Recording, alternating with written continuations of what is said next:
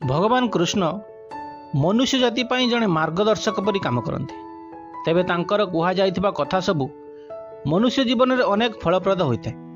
कृष्ण कहिसंती केवल भगवान का नाम जपिले सबकिछि मिल जाए ना, एथिपाई निजको काम करने को पड़ी थाए। तेबे सकाळु उठी धूप दीप देई भगवान को पूजिबा द्वारा सकारात्मक ऊर्जा मनरे एवं घरे भरी जाए। भगवान कृष्ण कहिसंती मनुष्य को ब्रह्म मुहूर्त में उठा उचित। यही समय उठा द्वारा शरीर में सकारात्मक ऊर्जार संचार होता है। धन लक्ष्मी सबकिछि प्राप्ति हेबार यह एक उपाय बोली कह जाए। तेबे सकाळु उठी माटी माँ को मुंडिया मारिबा उचित, कारण आमे मनुष्य माटी ही तैयारी होइछ।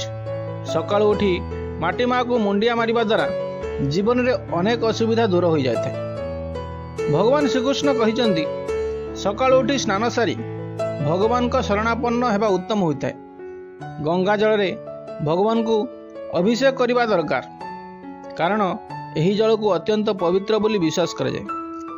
कारण कहा जाए कि देवता माने यही नदी रे स्नान करथिले, सेथिपाई यह को अत्यंत पवित्र जल बोली विश्वास करा जाए। तेबे सूर्य न आसीबा पूर्वरु बिछଣା छाड़िबा लोक सफल होइଥାଏ। तांका पाखरे केबे भी लक्ष्मी को कमी होई नଥାଏ एवं स्नान करने समय जल रे गंगा जल मिसई स्नान करंतु, जीवन बदल जीव, आसीजीव धन रत्न।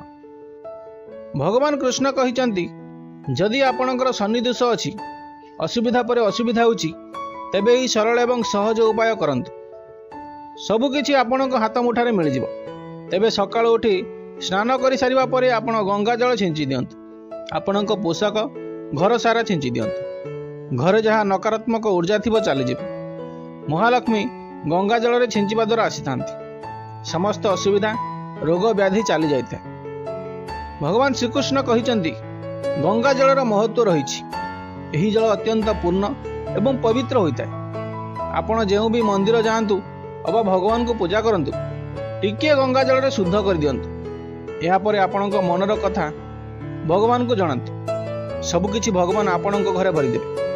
लोकंको शेष समय गंगा जल देले से व्यक्ति मोक्ष पाई थाए, मृत्यु पर सीधा स्वर्गलोक को जाए। तेबे एहीपरि गंगा जलर अनेक महिमा रही।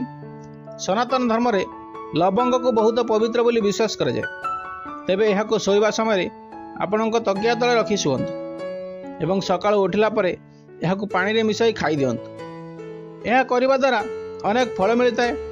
लवंग को तंत्र मंत्र गुणी गारेडी पाई व्यवहार करा जाए। यह बहुत शुभ होता है। तेबे यह जिनिस मध्य अत्यंत भल होता है।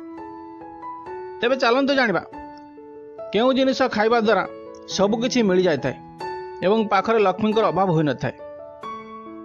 तेबे आपण ठाकुर पूजिबा समय फूल तो निश्चिंत देउथिबे। जेबे भी कौनसी कार्य बाहरिबे भगवान को देइथिबा फूलरू पाखुड़ा छिड़ाई खाई दियंतु। आशीर्वाद भरी देखिबे सबु सफल हेबो।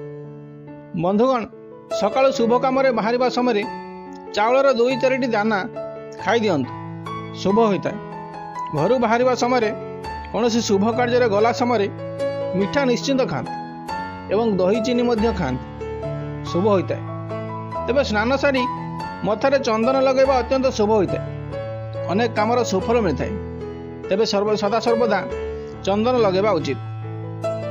जदि आमर वीडियो आपण मानक भल लगी थाए ताले वीडियो को लाइक एवं चैनल को सब्सक्राइब कर दियो।